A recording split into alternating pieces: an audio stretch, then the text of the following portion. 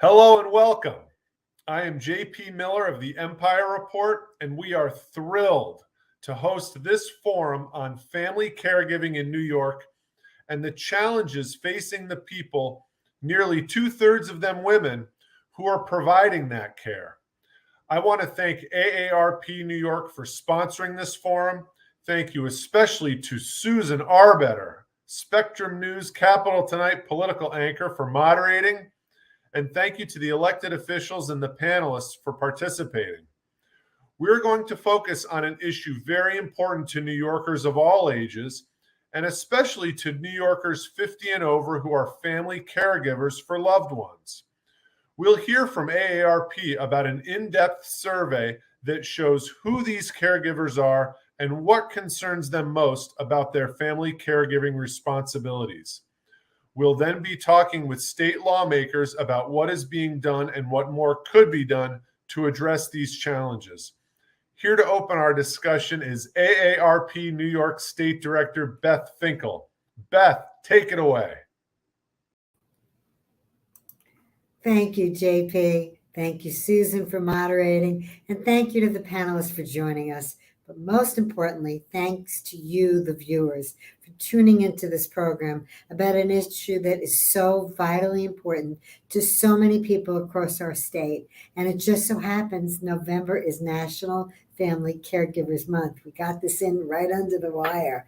Here in New York, it is estimated that there are 2.5 million caregivers who are providing care to their loved ones each and every year, and they provide over 2 billion, that's billion with a B, hours of care to loved ones who have suffered chronic illnesses, conditions, or injuries, and that have made them frail as they age. Those are just some of the details that AARP Senior Research Advisor Terry Genrich highlights in her AARP survey that she did, which really delves into this issue. We'll be hearing more from her about how women play such a vital role when it comes to providing care for loved ones. That just never changes. Providing family care comes with physical, emotional, and financial burdens that many caregivers struggle to overcome. And at most, while caregivers are probably also doing full-time jobs. While New York State offers a respite program to give caregivers a break from their responsibilities, AARP New York believes more can be done to support family caregivers. So on behalf of the 2.3 million AARP members across the state, we are so grateful to the Empire Report for hosting this forum, focusing on the issue that is so important to New Yorkers, really of all ages, but especially those who are 50 plus. So we're very eager to hear from our panelists today on how best to meet the challenges that are facing family caregivers. So with that, take it away, Susan. Thank you so much, Beth. This is such an important conversation. A survey by AARP shows that in 2020, 1 in 5 Americans, that's almost 48 million people, were providing care to someone 18 years old or older. And considering that most caregivers are women, most are in their 50s or 60s, this is especially important to many of us who are around my age. And we have a terrific panel. We met Beth Finkel. Let me introduce to you some of the other folks who are on the panel. We have Senator Julia Salazar, who is the leader of the Women's Caucus.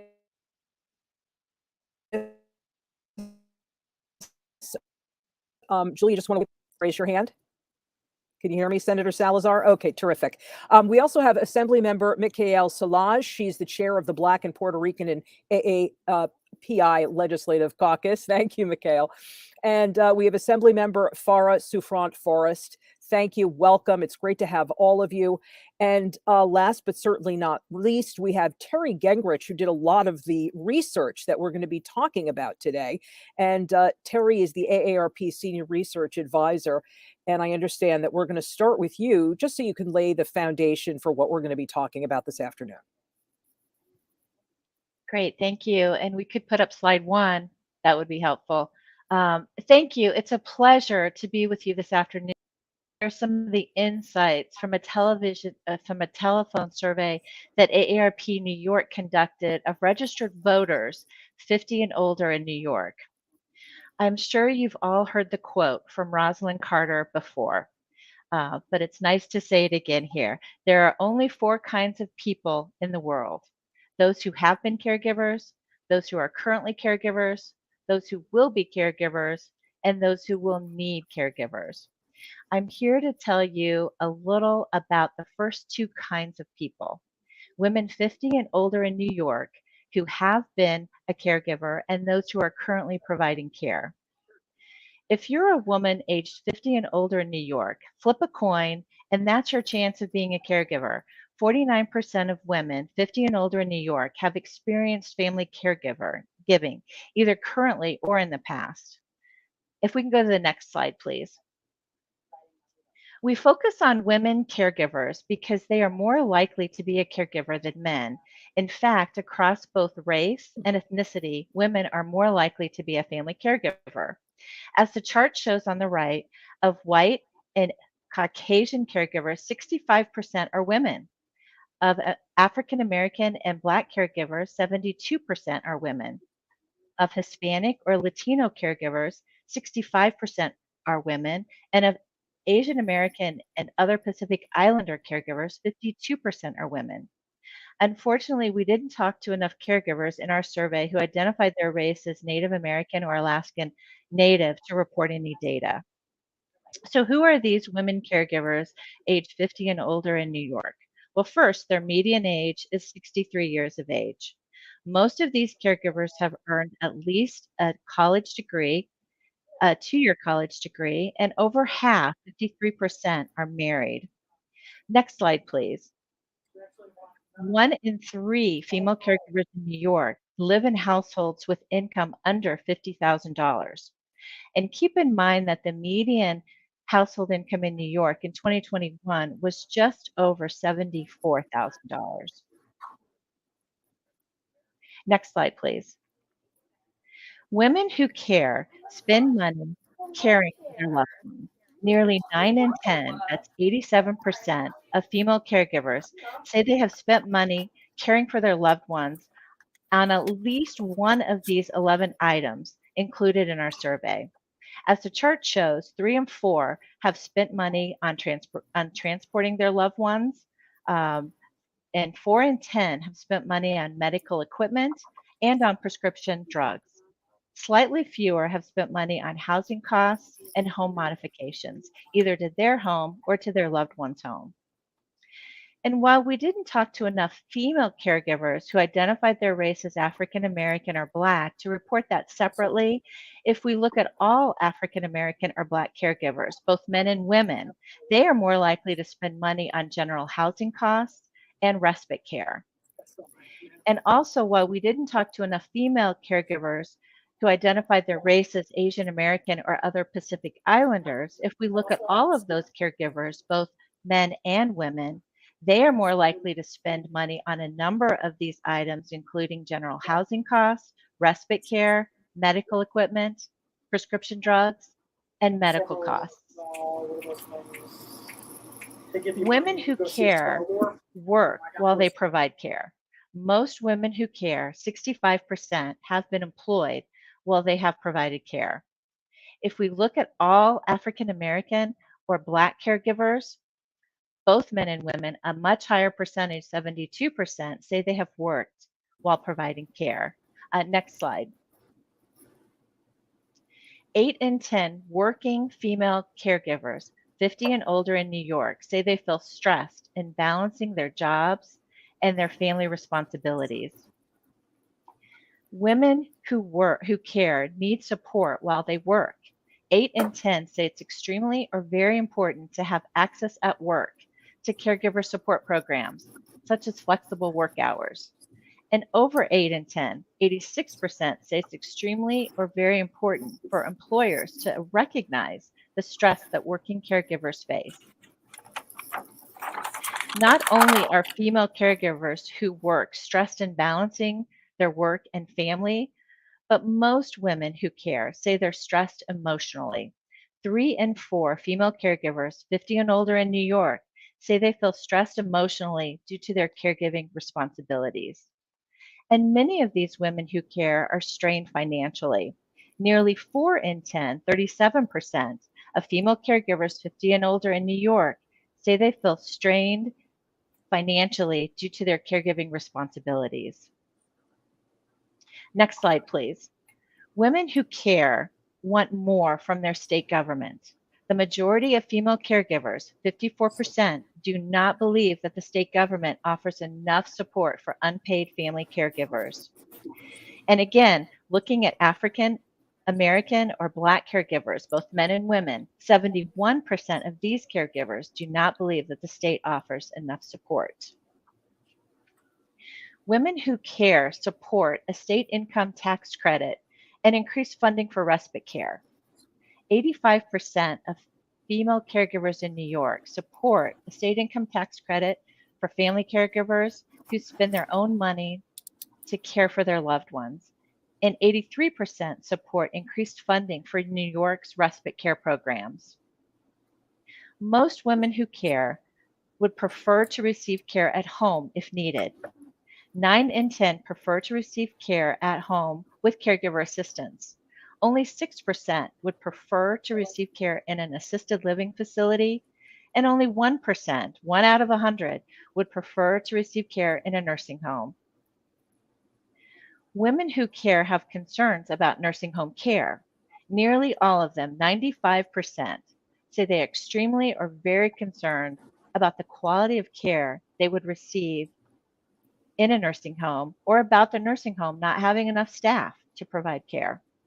Over 8 in 10 also say that they're extremely or very concerned about being isolated and alone in a nursing home, the cost of care, not being able to have visitors, and exposure to COVID and other infections.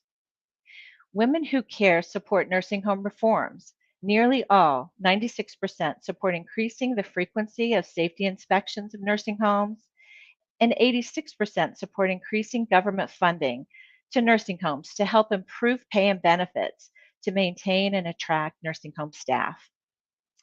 And finally, while we know that most New Yorkers overall who are 50 years of age or older, 87% say it's extremely or very important to stay at home in their own homes as they age. It's no surprise that nearly all women who care in New York, 96% of them, support increasing community and state services to help seniors live independently at home as they age.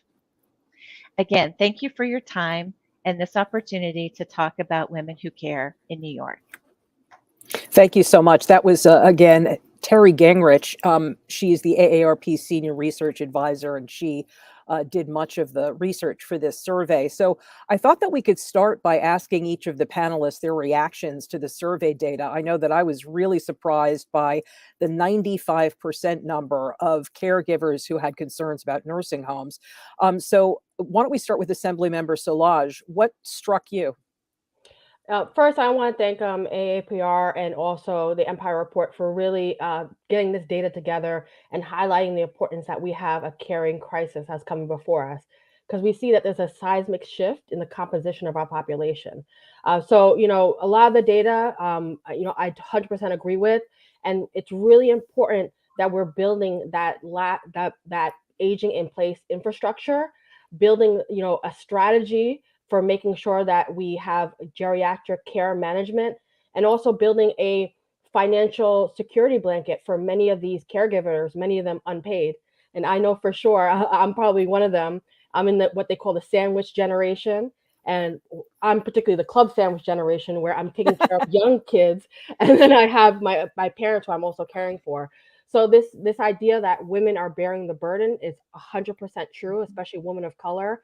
And we need to, as a state, realize that we need a master plan. So I know that Governor Hochul has signed an executive order in November for a master plan for the aging population, but we need to make sure that we're focusing and including a component about caregivers.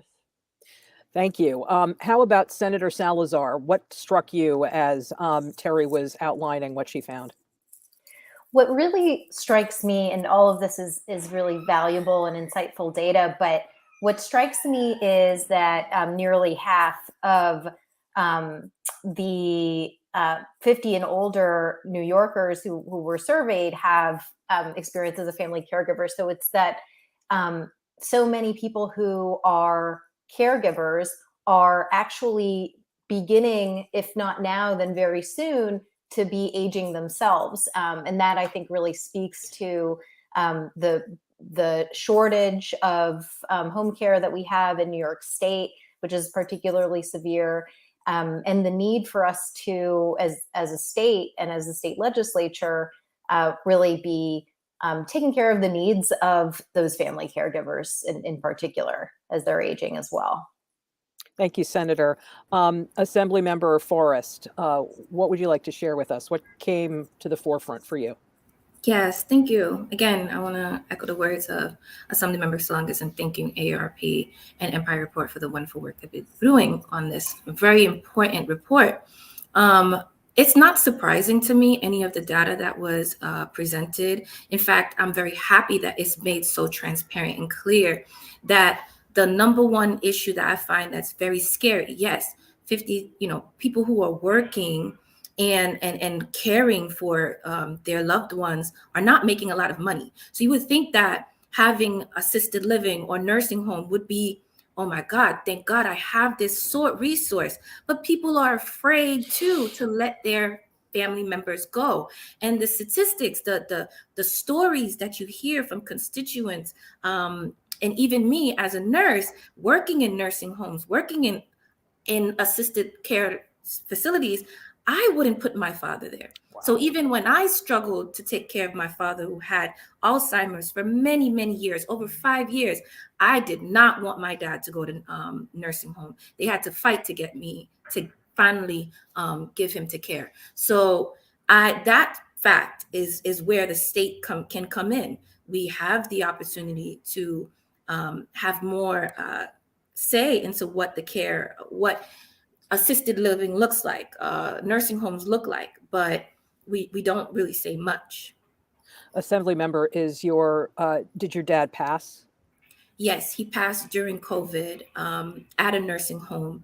And what was very scary was that we were not able to see him for a very long time. So you can imagine, compounded with the, lack of resources that many assisted livings, many nursing homes had, then you didn't have loved ones to come in and check in.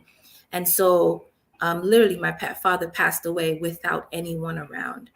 I'm so sorry to hear that. It's not an unusual story, unfortunately. Senator Salazar, have you been in a caregiving situation for someone older than you? Yeah, well, actually, my father became disabled when I was in middle school and was chronically ill for years after that. And shortly after I turned 18, he passed away. He actually passed away in hospice. But my brother and I were helping to take care of him at the time, and also to make arrangements for the end of his life. And even my mother was helping as well, even though my parents had long been separated. So it really was a whole family effort to try to just make sure that he was comfortable as much as possible and had the care that he needed at the end of his life. And I know it affects so many people. Yeah, as you look forward, 10 years, 20 years, 30 years down the line, do you see yourself caring for, your mom or someone else in that age group? Absolutely. My mom, well, she's very healthy, thankfully, and she's still working. She's a senior, and I know that I will need to take responsibility to care for her eventually, and probably for other loved ones in my life. And it's really important to me that we have the resources that we need to actually provide adequate care for them. Are you nervous about it? Yeah, I definitely am. I'm anxious about being able to make sure that my mom or any of my aging family members have the quality of life that they deserve to have, and can age in place and don't need to go to a nursing home if they likely don't want to. So, Assemblymember Solage, same questions to you. Have you ever been in a caregiver role for someone older than you? And if not, is that something that's going to be in your future? Yeah, currently, I have both of my parents who I care for. I'm very lucky in the sense that right now they are healthy and well, but they are reaching the point where they're going to hit 65, and we know other things might come up. And so, I have a great concern, and I hope that I will be in a place where I can allow them to age in place and age in their home, so that they can have the luxury of being around, their known, surroundings, versus going to another place where, we would have to go see them. So, we're hoping that, technology and advancements allow them to be in the home where they're comfortable. Yeah, that takes a lot of state resources, though. I mean, I was struck, Terry, you said something about the fact that, 85% of people that you surveyed said that respite in the form of a home health aide or an adult daycare would be very helpful for people Mhm. who are staying home and or working and having to take care of an older adult. So what would that look like? I think what some of the other presenters have said too, or panelists have said too. First of all, the caregiver has to w- be able to accept the care, because a lot it's sometimes Oh my difficult God. Yeah. for the care recipient to want to have a stranger come into their house and to be comfortable with that. So it's like just constantly laying the groundwork. It's not like you can just snap a finger and then get respite care and get help.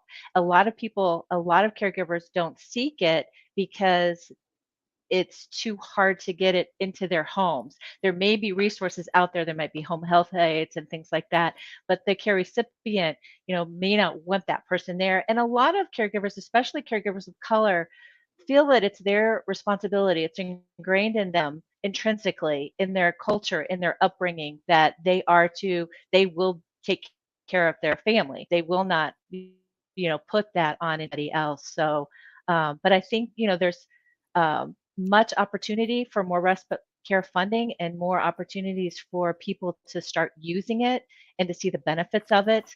More education along those lines as well too. Yeah. So Some caregivers aren't familiar with the services that New York has. no, and I know that there are some, but there needs to be more. Now, Assemblymember Solage, you said that you felt like you were a member of the club sandwich generation. I love Real term. I Yeah. love that analogy. I don't have kids, so I guess I'm an open face sandwich. But because I have parents on both sides who are aging, I'm gonna.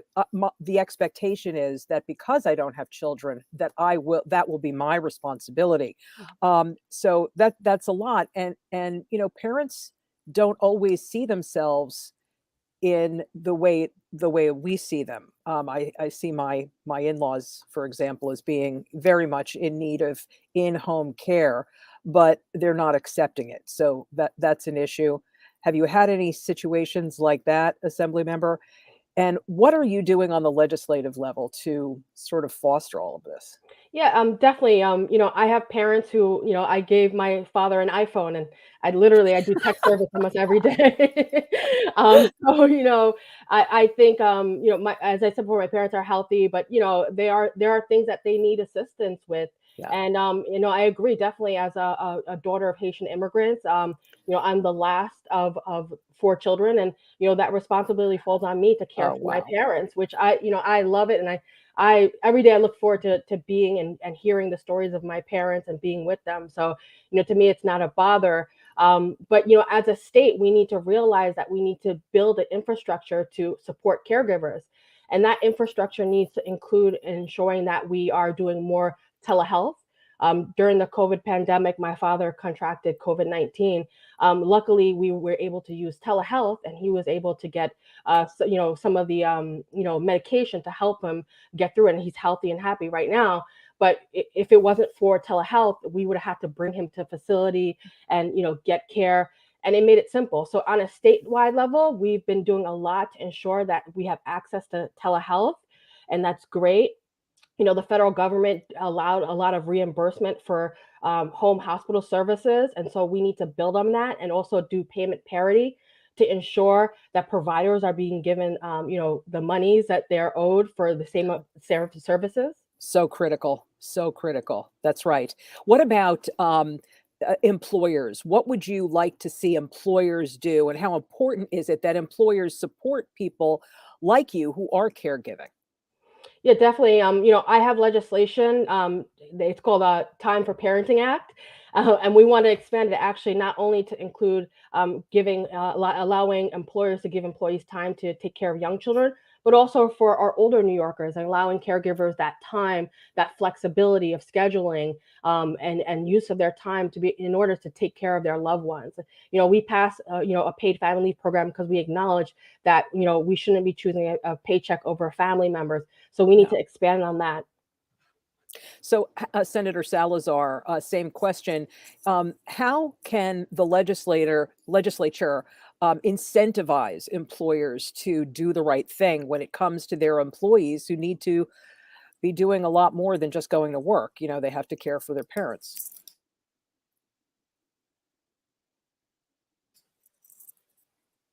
I'm sorry, Susan. Oh, did I freeze? No, I think that. Okay, we're having a little bit of technical issue, but well, why don't we go to Assemblymember Forrest? So, do we have you back, Senator? Yes, I think so, and hopefully it stays this Hopefully way. it'll stick there. Yes, Yeah. yeah, and I heard you ask what we can do in the To legislature incentivize the employers. Yeah. Yeah, one, I think that the state needs to invest in home care, but in terms of incentivizing employers, I do think that's part of it, because we really need to create a more, I'll say, caring economy in New York State, because this labor that so many family caregivers are providing, whether unpaid or inadequately paid, it is reproductive labor. It's labor that allows the rest of our society to function, and we need to treat it that way.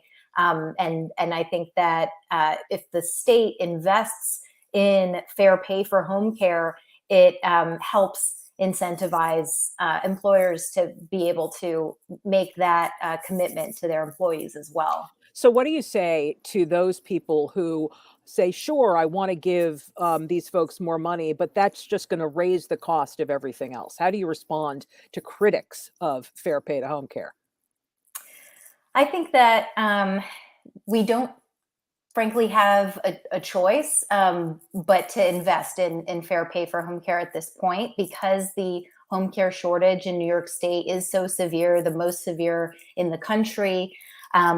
And we know that when we invest in home care workers and in increasing the wages of home care workers, we actually see a significant increase in tax revenue from those wage increases. We also would see fewer home care workers having to rely, as so many do. A really large percentage of home care workers have to rely on public benefits, and perhaps would not need to in order to support themselves and their own families if they were paid a living wage. So I think we would actually see a cost savings over time. Assemblymember Forrest, I'm going to ask you what is probably a stupid question, but do you think that there is a link between the low pay and workers in these nursing homes for caregivers who do this kind of difficult work, and the fact that they can leave and go to somewhere else? There's a lot of turnover among these folks. Well, that's a very good question, because when I was working along with the caring majority, on fair pay for home care workers, we were looking at literally people leaving home care and going to work at McDonald's in some parts of the state, because they were literally making more money flipping burgers than taking care of the very people in their communities. And so I echo the words of Assemblymember Salagas and Senator Salazar, where there needs to be a complete shift of how we invest our money in this state, how we see the benefits of not just incentivizing employers, but making it a requirement of everyone, including the very high income earners, to invest in this, because ultimately it's our community members. It's not you today, but it could be you tomorrow. It could be your own. It probably will be. Yeah, it will be. And so we need a vast slew of legislation that will flip how we look at care and really say that this is important, this is our priorities, and this is everybody's business. That's so smart. So, Assemblywoman, what can be done to alleviate some of the stress that so many caregivers face? And it's not just emotional stress, it's financial stress, it's physical stress. I mean, moving people around can be difficult. Nursing, caring is a skill, and while, we have things like, okay, this older person or young people, we're also thinking about the care of young people as well when we're talking about home care. When we're talking about care, it's a skill, and sometimes it moves beyond us. It's one thing to change a dressing, but then it could be respiratory care. So these things might require a skilled facility.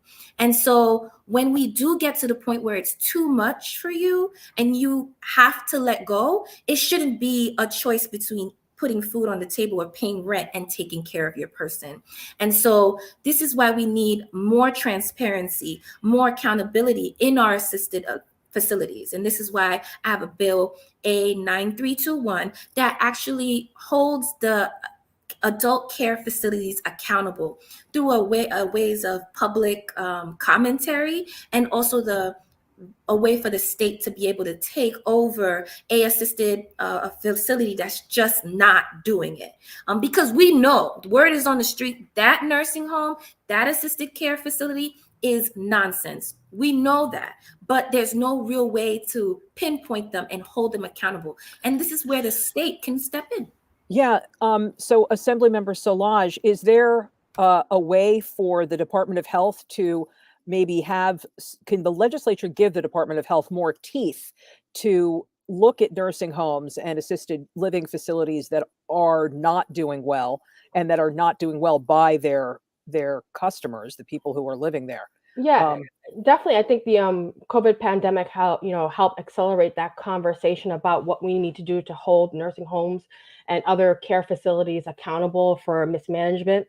And so, we've been pushing that, and we've been, incrementally applying legislation to make sure there's accountability. But there's so much more to do.